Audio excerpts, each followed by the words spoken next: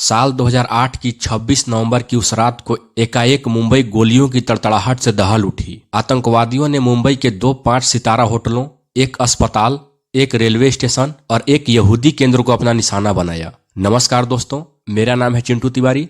स्वागत है आपका हमारे इस यूट्यूब चैनल पर। दोस्तों, आज के इस वीडियो में मैं आपको 26 नवंबर 2008 को हुए मुंबई के सबसे बड़े आतंकवादी हमले के बारे में पूरे डिटेल में बताऊंगा। तो चलिए शुरू करते हैं बिना किसी देरी के। 26/11 मुंबई हमला भारतीय इतिहास का वो काला दिन है जिसे कोई चाह कर भी नहीं भुला सकता है। 26/11 हमले में 160 से ज्यादा लोग मारे गए थे और लगभग 300 से ज्यादा लोग घायल हो गए थे। दोस्तों, हमले से 3 दिन पहले यानी कि 23 नवंबर को कराची पाकिस्तान से समुद्र के रास्ते एक नाव मुंबई आती है। उस नाव में सवार थे लश्कर-ए-तैयबा के 10 आतंकवादी जो कि मुंबई आते हैं।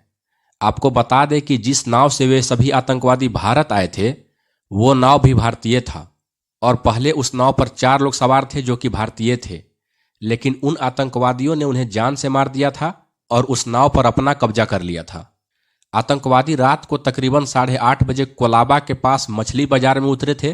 कहा जाता है कि जब वे आतंकवादी वहां उतरे थे तो वहां के स्थानीय लोगों को शक हुआ था और मछुआरों ने इसकी जानकारी पुलिस को भी दी थी, लेकिन पुलिस ने इस पर ध्यान नहीं दिया था। जब वे आतंकवादी वहां उतरे तो उसके बाद वे सभी आतंकवादी 5 समूहों में बंट गए थे। उन आतंकवादियों के पास AK-47, 9mm pistol, time bomb और हैंड ग्रेनेड थे। पांचों आतंकवादी अलग अलग समूह में बंटने के बाद अपने अपने टारगेट की ओर बढ़ने लगे, जिसमें से एक समूह छत्रपति शिवाजी टर्मिनल की तरफ, दूसरा समूह लियोपोल्ड कैफे की तरफ, तीसरा समूह नरीमन हाउस, चौथा समूह ताज होटल की तरफ और 5वां समूह ओबेरॉय होटल की तरफ जाता है। पुलिस को रात के 9:30 बजे शिवाजी टर्मिनल पर गोलीबारी की खबर मिलती है कि यहां रेलवे स्टेशन के मुख्य हॉल में 2 हमलावरों ने अंधाधुंध गोलीबारी की है। हमलावरों ने AK-47 राइफलों से 15 मिनट गोलीबारी की, जिसमें कि 58 लोगों की मौत हो गई और 100 से ज्यादा लोग घायल हो गए थे। इन हमलावरों में से एक मोहम्मद अजमल कसाब और दूसरा इस्माइल खान था। इस हमला के बाद मुंबई में हर 10-15 मिनट में कहीं न कहीं आतंकी हमला हो रहा था और ऐसा लगभग रात 12 बजे तक होता रहा। पहले तो ये बात किसी को समझ में नहीं आया कि आखिर ये मुंबई में क्या हो रहा है, लेकिन कुछ समय बाद पुलिस प्रशासन को यह बात समझ में आ गया था कि ये एक आतंकी हमला है जो कि मुंबई में हो रहा है। दोस्तों, सभी आतंकवादी अपने पहले से बनाए हुए प्लान के अनुसार 2-2 के जोड़े में अपने टारगेट की ओर बढ़ रहे थे, जिसमें से टीम लीडर इस्माइल खान और अजमल कसाब एक साथ शिवाजी छत्रपति टर्मिनल जाते हैं, हाफिज और नजीर लियोपोल्ड कैफे जाते हैं, बाबर, इमरान और नसीर नरीमन हाउस की तरफ जाते हैं, शोएब और जावेद ताज होटल की तरफ जाते हैं और अब्दुल रहमान और फहाद उल्ला ओबेरॉय होटल की तरफ जाते हैं। ये आतंकवादी अपने टारगेट पर पहुंचने के लिए जिस ऑटो का इस्तेमाल कर रहे थे, मतलब कि ये आतंकवादी जो टैक्सी से अपने अपने टारगेट पर जा रहे थे, उस टैक्सी में भी ये लोग बम लगा दे रहे थे, जो कि थोड़ी देर के बाद यानी कि लगभग 10:30 पर ब्लास्ट हो गई थी और उसमें बैठे हुए पैसेंजर और यात्रियों का मौत हो गया था। शिवाजी टर्मिनल पर हमला करने के बाद दोनों आतंकी वहां से निकलते हैं और एक हॉस्पिटल में पहुंच जाते हैं जिसका नाम है कामा हॉस्पिटल। वहां पहुंचने के बाद वे लोग बहुत ज्यादा गोलीबारी करते हैं, जिसमें बहुत सारे लोग मारे जाते हैं और जब पुलिस वहां पहुंचती है तो वे लोग छुपकर पुलिस वालों पर भी गोलीबारी करते हैं।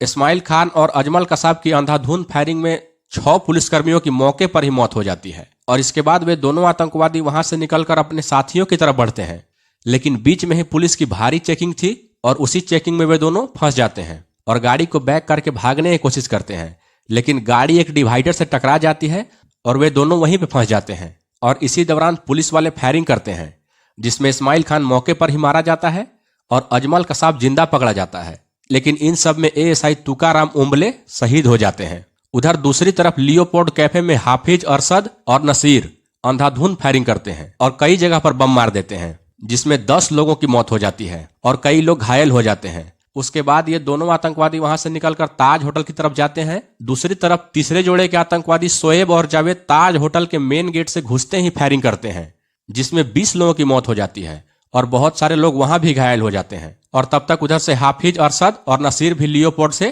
ताज होटल में पहुंच जाते हैं और घुसते ही ये लोग भी फायरिंग करने लगते हैं। अब ताज होटल में कुल 4 आतंकवादी मौजूद थे जो कि लगातार फायरिंग और ब्लास्ट कर रहे थे और बाद में आतंकवादियों ने होटल के अंदर ही कुछ लोगों को बंधक बना लिया और तब तक पुलिस ने ताज होटल को चारों तरफ से घेर लिया था उधर आतंकवादियों से निपटने के लिए मार्कोस कमांडो और एनएसजी कमांडो को बुलाया गया, लेकिन जब तक कमांडो वहां पर पहुंचती तब तक पुलिस ताज होटल को घेरकर कमांडो के आने का वेट कर रही थी। उधर नरीमन हाउस में एक ब्लास्ट होता है जहां यहूदी धर्म के लोग रहते हैं। वहां चौथे जोड़े के आतंकवादी बाबर इमरान और नजीर गोली चलाते हुए नरीमन हाउस के अंदर घुस जाते हैं। वहां वे लोग टाइम बम से ब्लास्ट करते हैं और वहीं पे कुछ लोगों को बंदी बना लेते हैं। फिर पुलिस को उसकी भी जानकारी मिलती है और पुलिस तुरंत वहां पहुंच जाती है। और जब तक कमांडो वहां नहीं पहुंचती है तब तक पुलिस और आतंकियों के बीच गोलीबारी जारी रहती है और पुलिसकर्मी आतंकियों का डट कर सामना करते हैं। और जब सुबह एनएसजी कमांडो नरीमन हाउस के छत पर उतरते हैं तब दोनों आतंकी और एनएसजी कमांडो के बीच भिड़ंत होती है,